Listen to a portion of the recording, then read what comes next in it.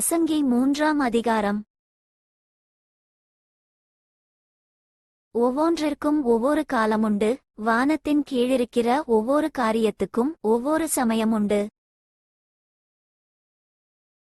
பிறக்க ஒரு காலமுண்டு, இறக்க ஒரு காலமுண்டு, நட ஒரு காலமுண்டு, நட்டதை பிடுங்க ஒரு காலமுண்டு.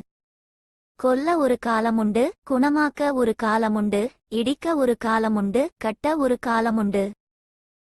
அழ ஒரு காலமுண்டு, நகைக்க ஒரு காலமுண்டு, புலம்ப ஒரு காலமுண்டு, நடனம் பண்ண ஒரு காலமுண்டு.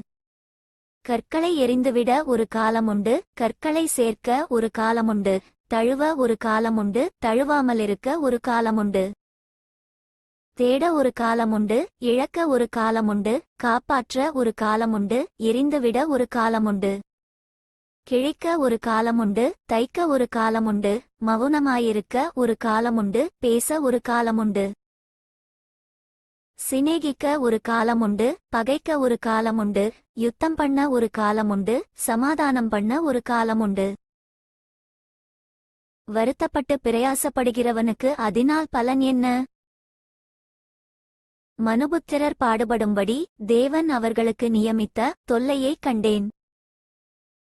அவர் சகலத்தையும் அதினதின் காலத்திலே நேர்த்தியாக செய்திருக்கிறார், உலகத்தையும் அவர்கள் உள்ளத்திலே வைத்திருக்கிறார். ஆதலால் தேவன் ஆதிமுதல் அந்தம் மட்டும் செய்து வரும் கிரியையை மனுஷன் கண்டுபிடியான்.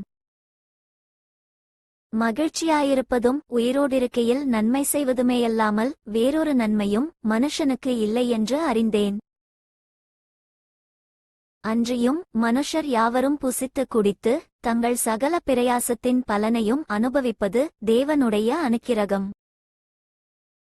தேவன் செய்வது எதுவோ அது என்றைக்கும் நிலைக்கும் என்று அறிவேன். அதினோடே ஒன்றும் கூட்டவும் கூடாது, அதிலிருந்து ஒன்றும் குறைக்கவும் கூடாது. மனுஷர் தமது சமூகத்தில் பயந்திருக்கும்படி தேவன் இப்படி செய்து வருகிறார்.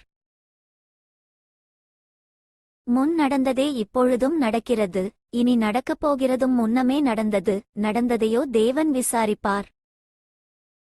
பின்மாரிக்குக் கீழே நான் நியாயஸ்தலத்தைக் கண்டேன், அங்கே அநியாயம் இருந்தது. நீதி ஸ்தலத்தையும் கண்டேன், அங்கே அநீதி இருந்தது.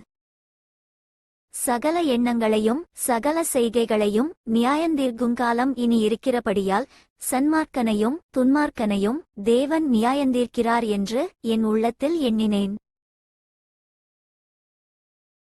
மனுபுத்திரர் தாங்கள் மிருகங்களைப் போல் இருக்கிறார்கள் என்பதை அவர்கள் அறியும்படிக்கு தேவன் அவர்களை சோதிக்கிறாரென்று நான் மனுஷருடைய நிலைமையை குறித்து என் உள்ளத்திலே எண்ணினேன்.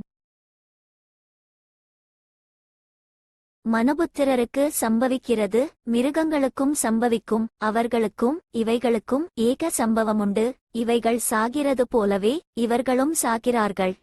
ஜீவன்களுக்கெல்லாம் சுவாசம் ஒன்றே, மிருகத்தைப் பார்க்கிலும் மனுஷன் மேன்மையுள்ளவன் அல்ல. எல்லாம் மாயையே. எல்லாம் ஒரே இடத்துக்குப் போகிறது, எல்லாம் மண்ணிலே உண்டாகிறது, எல்லாம் மண்ணுக்கு திரும்புகிறது. உயர ஏறும் மனுஷனுடைய ஆவியையும் தாழ பூமியிலிறங்கும் மிருகங்களுடைய ஆவியையும் அறிகிறவன் யார்?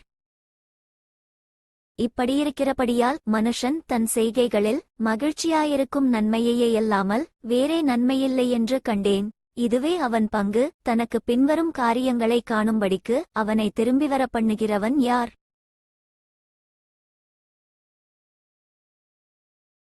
For more videos subscribe and like my channel.